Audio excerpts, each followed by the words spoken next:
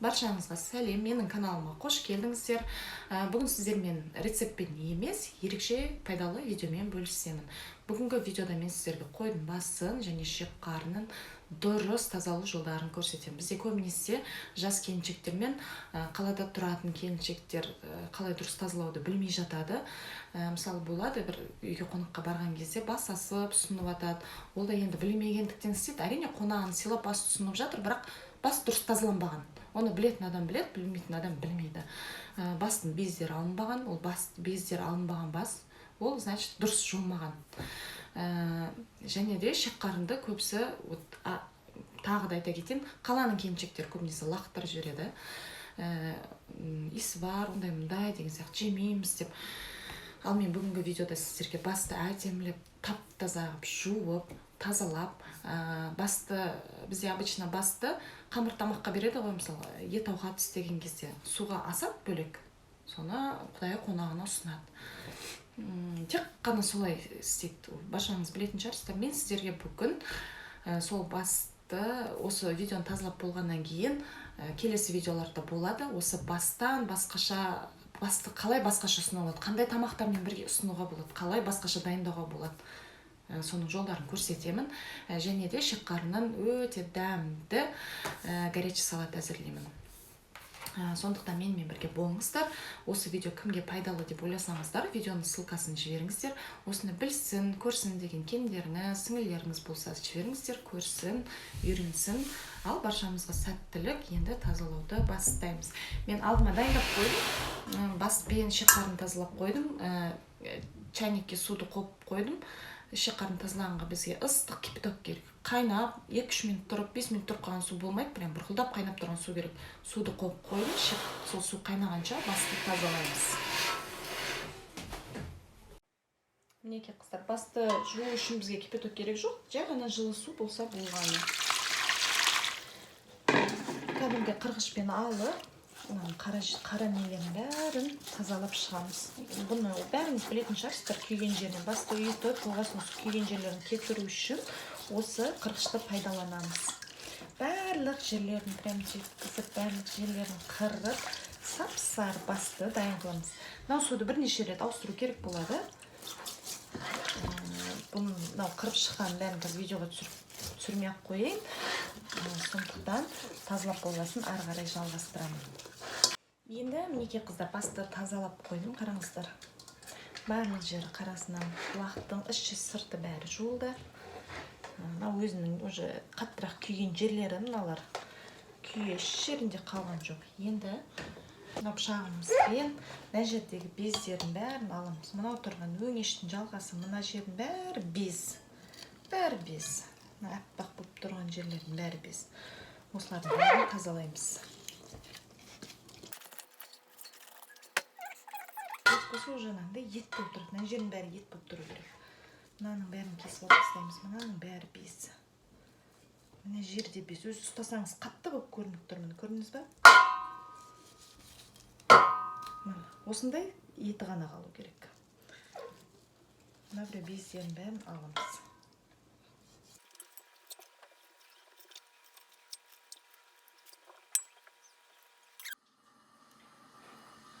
Мінекей қыздар, қараңыздар. Басымыз тап-таза болды.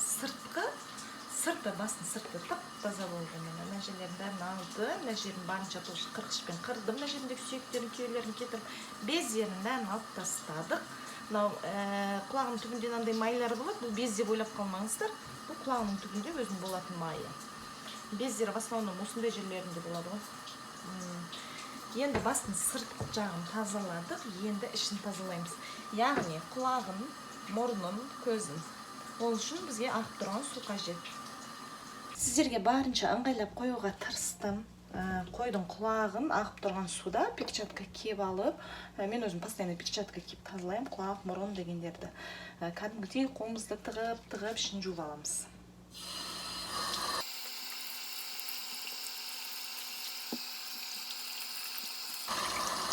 Құлақтың мына жерлерін қырғышпен қырып аласыздар.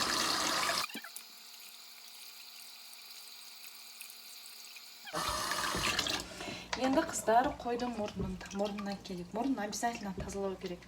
Мұрнды тазалау үшін мынау қойды алып, кәдімгідей бүйтіп деп ұрасыздар. Мынау көрінеді, өзі шығады.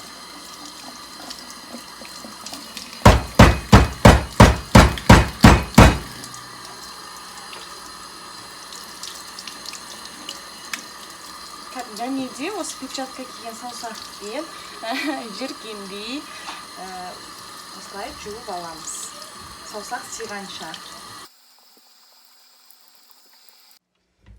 Осылайша арасында өстіп қағып аламыз.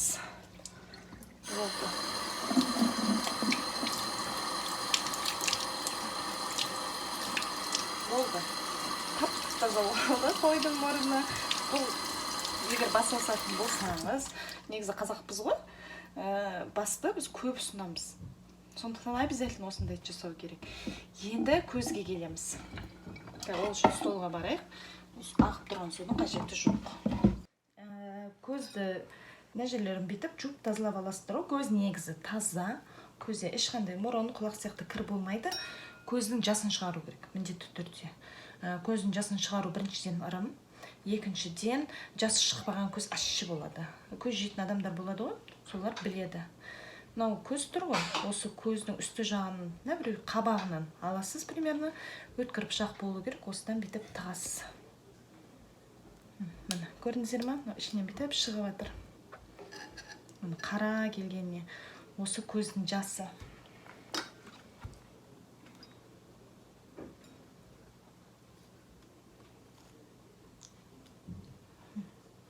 Көрініп тұр ғой. Осы көздің жасын шығады. Көз жасы шықпаса, көз дөп-дөңгелектей ащы болып қалады да. Көздің жасы шықса, көз кішірейеді және тәп-тәтті болады. Болды, енді осыны жуып, шайып тазалап аламыз. Бүтін қойдың басын тазалап болдық. Енді осы қойдың жағын ажырату керек.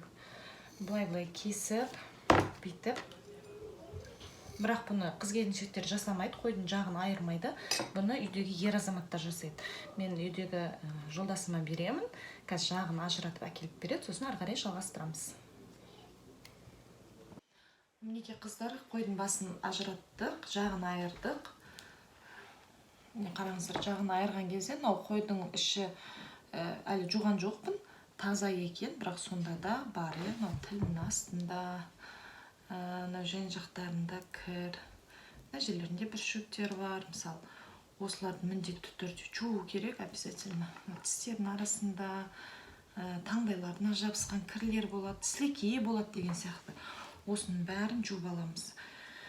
Сосын бізге енді былай жасау керек. Мұрнын тазаладық, көзінің жасын алдық, құлағының жерлерін бәрін тазаладық. Енді былай тексеріп шығасыздар. Тағы бездер қап кеткен жоқ па деп, мысалы, мына жерде қап кеткен без. Көрініп тұр ма сіздерге? Осы бір без қап кеткен. Осы бір бездерін, бір жерде кішкене нелер бар екен, осылардың бәрін алып тастаймыз.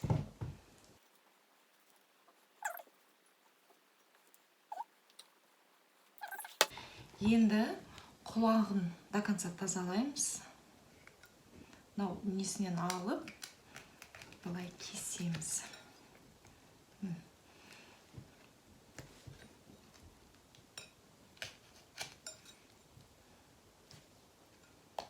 Міне көрдіңіздер ме? Құлағын ішін кішкене ашамыз да, осы жерлерін тазалаймыз, қуыстарын. Мына жағын да солай жасаймыз.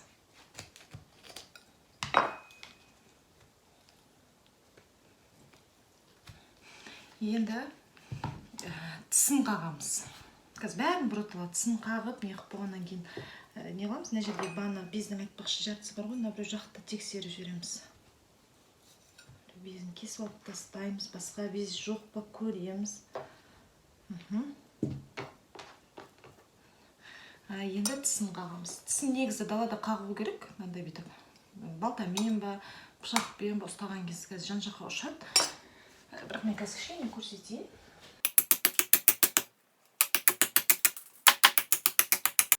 Мінекей қыздар, басты тазалап болдым.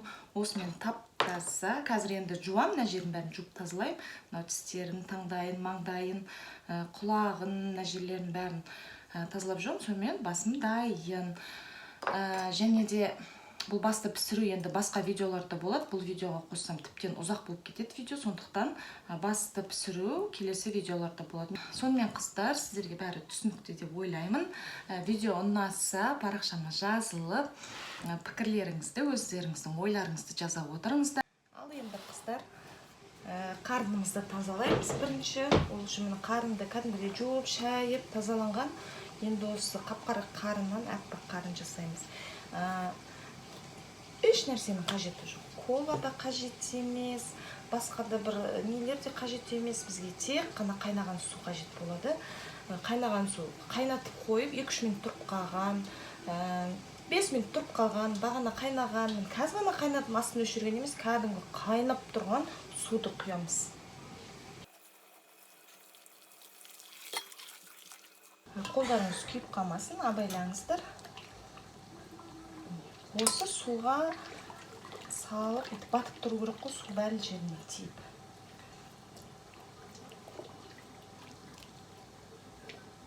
Уже көріп жатсыздар ма, мынау түсіп жатыр уже. Уже түсіп жатыр. Өстіп, уже байқайсыздар. Мынау бүйтіп алынып жатыр ма, қолыңыз күйдіріп алмайтындай шетінен тазалай бересіз. Мінекей қыздар, қараңыздар. Қолмен неғысады уже жібіп тұр.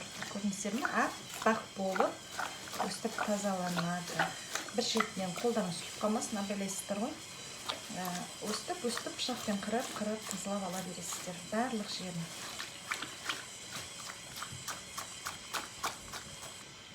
Негізі ашқан кезде, бұрын кішкентай кезімізден, білмеймін, енді бала кезімізден ауылда өсіп шыққан ашитынбыз ғой.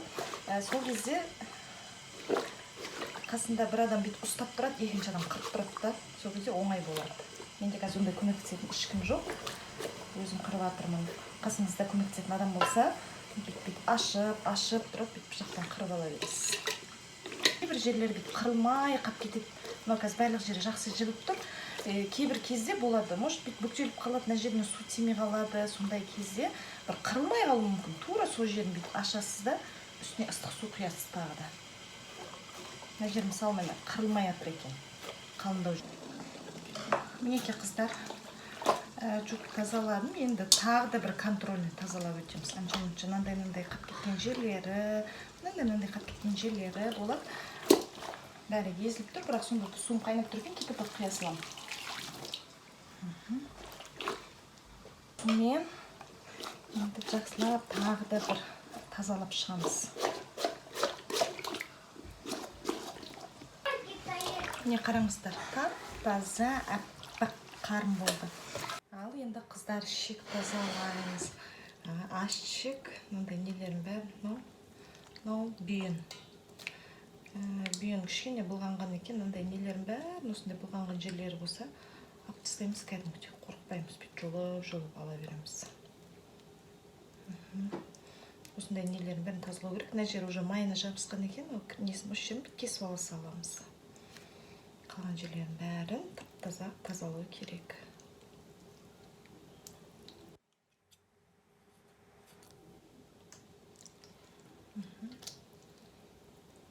Біреу кішкентай шиек келеміз, жұлып алып тастай саламыз.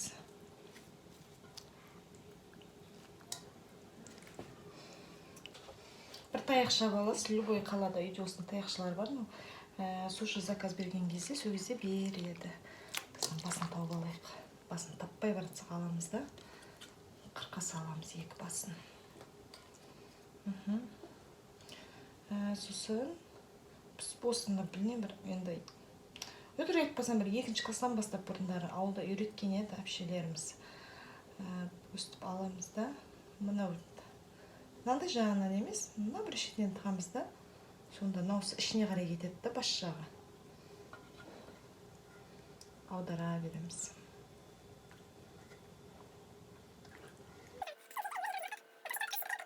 Сондықтан бұны аламда мен кесем да, мынау шықты, осыны қазір ағын судың астында аударып жуып алам. Мінекей қыздар, шекті аударып, ағын судың астына жуып тазалап алдым. Мына жерін тез саламыз, шығара саламыз. Осылайша шектің бәрін аударып шығамыз. Сосын тағы әбден бірнеше рет ағын судың астында жуамыз. Сонымен тап-таза шегіміз. Шек қатындардың бәрін аударып болдым. Енді анау бүйенді, үшеуін аударып қойдым. Мен мынау қалды. Бұл бүйенді бүйтіп өстіп мына жағын ішіне кіргізіп аудара береміз. Енді бұл жағын видеоға түсірмей-ақ қояйын. Просто қалай аудару керек екен әдісін көрсеттім. Қазір бәрін тазалап болайын, сосын ары қарай жалғастырамыз. Мінекей қыздар, бүйеншекті аударып, жуып тазалап қойдым. Әрқайсының цветі әртүрлі, жеген шөбіне, жеміне байланысты өзгере береді. Енді бұл андай, бұны қолданам, шектің теріс жағы, аударған кезде теріс жағы, кейін әсіпке қолданатын кезде қайттан аударамыз. Енді осы іш жағы жақсы таза болу үшін бұны біз алдын ала қайнатып ала алмаймыз. Дәмін алу үшін, иісін алу үшін осы батып тұратындай су құямыз да, және кәдімгі лимон болса, мен лимонный суға осындай қолданамын, лимонный сок дегенге.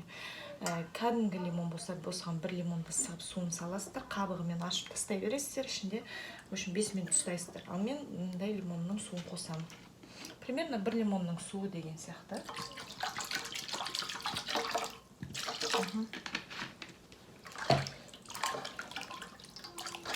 Болды.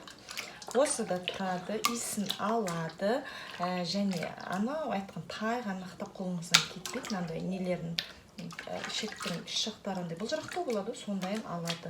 Осы суды 4 минут, 3 минут, одан артық ұстаудың қажеті де жоқ. Ішіне тұрсын, сосын алып шайып, қайтып аударып аламын. Сосын әсіп дайындауға уже дайын болады. Видеодан да көрініп тұр ғой, міне жиырылып жатыр. Мен жиырылған кезде прям жиырылып қалмайды, бірақ мынау бүйтіп қолда ұстағанда ұсталынып тұратын. Анандай бүйтіп сырғанап лыпылдап кетеді. Иісін де алады.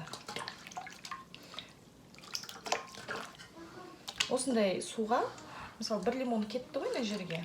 Осыға мысалы мынаны шайып аласыздар, кейін анау қалған шектерді шайып алса болады. Мынандай суға қарынды шайып алсаң болады, бірақ қарын тайғанақтау емес қой. Басқа мынаны қазір аламыз, тура осы суға басқа шектерді не үшін керек бізге.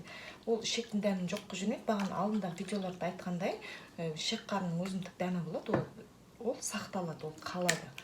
Бұл лимонный су просто анау резкий иісін алады, және андай бір ішіндегі ненің бұлжыраңқай нелерін алады. Сондайларын кішкене жинайды. Міне уже көрініп тұр. Қазір анау шектерді көрсетейін. Мынау шектерді көрдіңіздер ме? Бір анау түрінен көрініп тұр.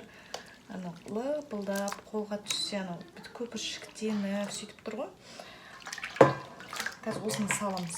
Мынаны алып алайын. Енді мынау шектерді сала саламыз. Сразу көпіршігі шығып, қазір басылады. Уже бит ұстағаннан білінеді. Көрдіңіздер ме? Бұны 3-4 минут ұстаймыз осы суда. Сосын сүзіп аламыз.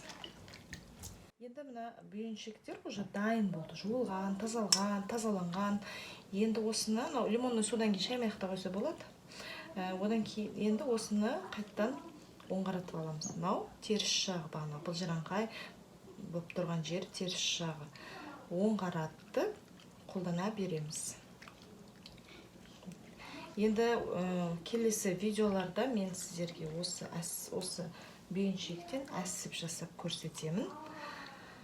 Жіберіп алмаңыздар, ол үшін каналыма тіркеліп, жоғарыдағы қоңырауды бассаңыз болды.